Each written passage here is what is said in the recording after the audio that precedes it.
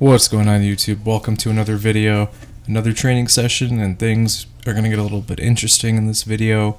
We've got some heavy weights being moved and some things you're probably not going to see usually on YouTube and stuff like that. So pretty excited to share this video with you. Just did some heavy stuff and hit a PR in this one. It wasn't a deadlift PR, so I'll kind of lead you in that way.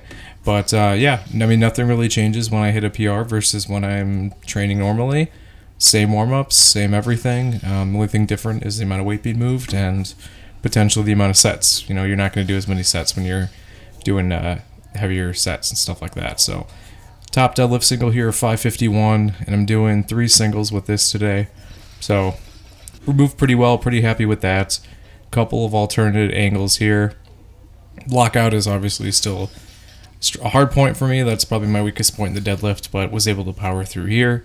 And then just a rear view angle just to kind of show the different mechanics of the deadlift and to kind of show you how everything looks. So pretty happy overall with what happened here. And then moving on to squats per usual.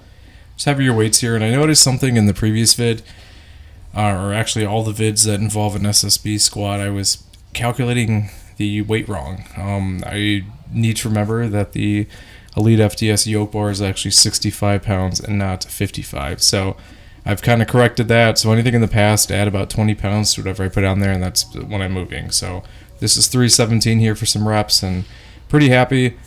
SSB is super rough to stay upright.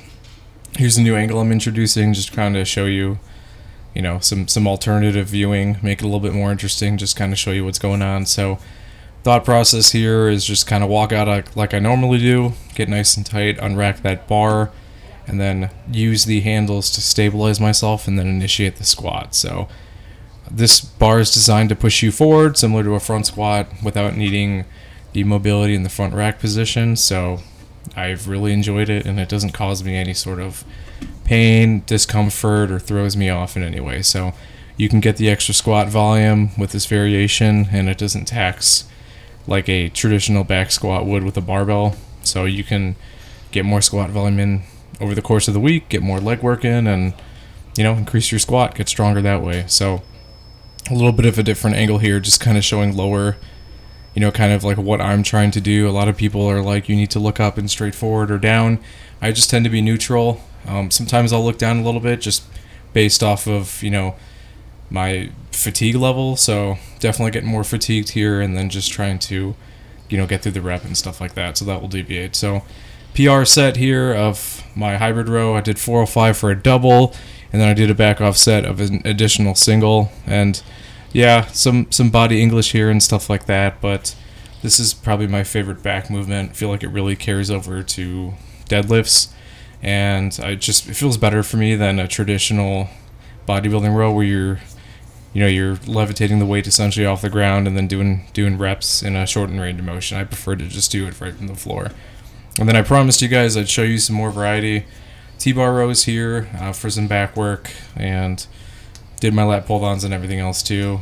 And then we're transitioning over into overhead press day, so you can kind of guess by the theme of the first main movement we were doing. We're going to do some heavy singles here, and that's going to be going on throughout the whole week of these vids. So we're going to work up to a heavy single on OHP here, and all this is in preparation for inevitable PR or rep max in the future coming along the line. So but you need to have these training sessions with heavier weights and approaching your max in order to be the best version of yourself when you come into these heavier sets, so you're conditioned. So 200 pounds here. OHP's kind of taken some hits lately, so happy to be back up here. Made some technique changes and things along those lines, so just kind of going from there. So yeah, just making sure these are as buttery smooth as possible, and then moving on to my secondary, which is a close grip bench. And sometimes, depending on what rack is available, I'll just move around.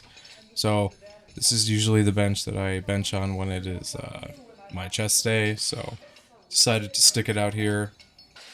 And just doing, good sets here, trying to make sure that I'm being consistent, finishing each rep, and then pausing a significant amount. So this is definitely carrying over to my competition style bench, and honestly my close grip isn't that much wider than my competition grip. I should actually probably go wider and experiment with that again. Just with longer arms, it tends to make the bench ROM longer, which is, going to make it harder to move more weight. So I might experiment that in the future and kind of go from there. But I'm not going to change whatever routine I'm in right now, though. I'm just going to kind of maintain and land the ship in the end to make sure that I don't change too many things that throw me off course. So just throwing in the dumbbell presses here. I think overhead pressing is super important for anybody, especially if you're doing any sort of strength activity and benching. It's a good balance. So include them in there, whether they're with dumbbells or with the barbell. Just get that range of motion and get that mobility and flexibility, and stay mobile. And something I have to work on definitely too. So that's essentially it for the workout here. Recaps are coming up right now. Like, comment, subscribe. I'll see you in the next vid. Thank you.